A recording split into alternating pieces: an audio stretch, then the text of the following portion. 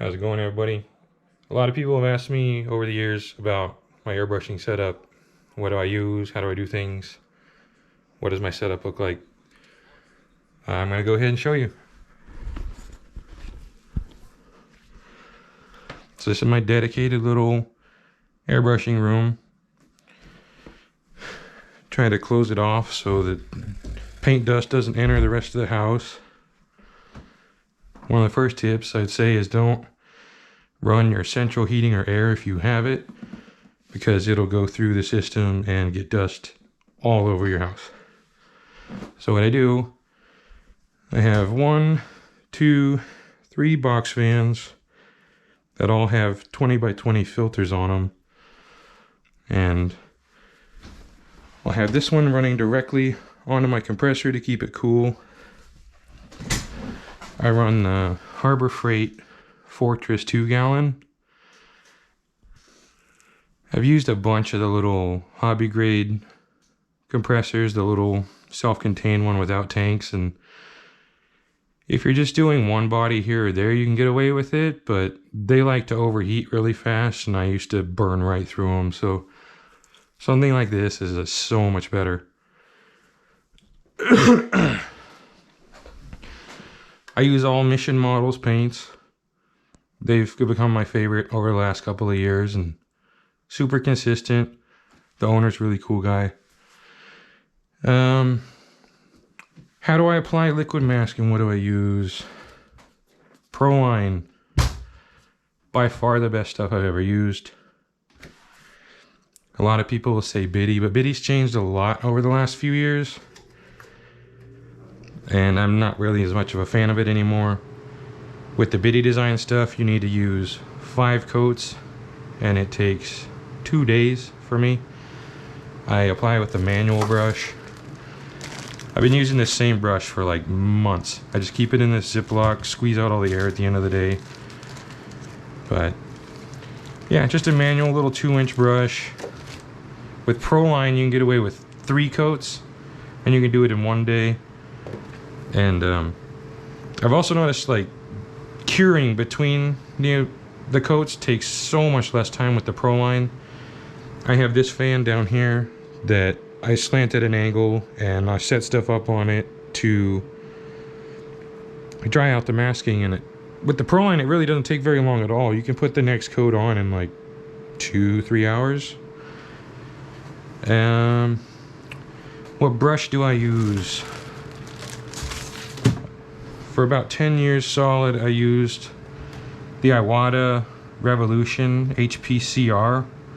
I think you could still get it right around 100, maybe 110 bucks. I should have looked it up. But this thing was a workhorse. I still break it out from time to time.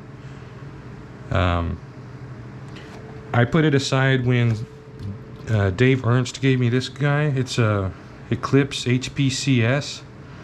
He was kind of having problems with it, so he gifted it to me, and I had to really tear it down, clean the heck out of it. But I painted a good ton of shells with it in the last like year, but it has a really fine tip. I think it's a 035, and I am finding myself having to thin my paints more than I ever have just to use this setup, and I'm not particularly a fan of that.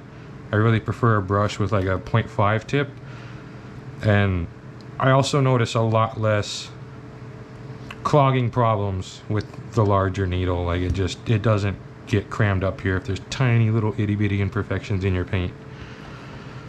One thing that I try to do on a handful of my bottles, well, pretty much all of them, this is just some women's nylon stocking material. Cut a little bit of square out of that and put it here under your cap, so it'll act like a little pre-screen before you put your paint directly into your brush. It's not perfect, but it's definitely a big help. Try to thin your oils to, or not your oils, your paint to maybe about the feel of like maybe a 27.5 weight shock oil, or like a 300-ish metric weight, if you know. But if you feel it, if it's thick and kind of feels tacky as you're shaking it back and forth, go a little bit more. You want it to be fairly liquid, maybe like a thin syrup. Bunch of people have asked me, how do I go between color to color? And the main thing I'll do is just backwash. I'll spray into my brush. I will have a microfiber cloth stacked up like this, and I'll just stick the brush directly into it, spray in, it'll gurgle out a bunch, dump out the most of it, spray again. I'll allow full spray through this just directly into the towel to wash the needle out. Stab it back in again, let it backwash. Repeat that a few times. If you're going from something like black to white where you really need the needle clean, I'll go ahead and I'll back the whole thing out, and you'll have like a little bit of color still here, so go ahead and just wipe that off, be gentle with it. And then I'll do my backwash once or twice more with the needle out, throw it back in, and like most of the time you'll be good to go. And then all the time, something that I've done the last like year after I picked it up online somewhere, is I'll just leave a splash of water in my brush overnight. I pretty much leave it wet all the time, so that anything that's ever like some micro little film of paint that's in here, it won't have the chance to get all crusty in there, and it won't be as hard to clean out. And when you need to go clean out your nozzle, and I'll do it on the CS, it's easier. But you'll have this guy out, and you get this tool. You can get it pretty much anywhere. Just a little needle, and there's a flat on it. You'll just go in there, be delicate. You don't want to like push this up into your nozzle because it'll kind of ream that out, but just gently kind of roll it through, back it out. Normally on this flat you'll see tiny little flecks of crud, so just clean that off, do it again, flush it out. You can take even like a cheap brush like this and some of your airbrush cleaner, and if this tip was out of the whole cone, you could kind of just roll your brush around through it with some cleaner, get that all dialed in.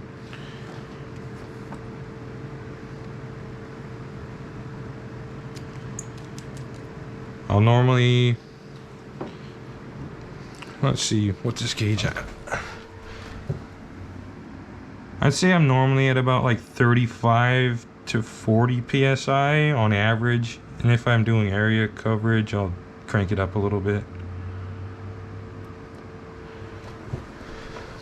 Another thing when you're doing large area coverage, like if you need to do a short course truck, a bigger nozzle like this, like a 0.5, but then you can go ahead, crack this back, and you can get like a paper plate, or I mean, if you want to do like I do, I'll just spray onto here, I don't care, and get a test pattern, pull the needle back to where you have a spray pattern that's similar to what you would get out of a rattle can, and then you can get a lot more area coverage done. Don't cover it till it's like soaked looking, just until it's like a little bit of a wet sheen, and then you're gonna want to hair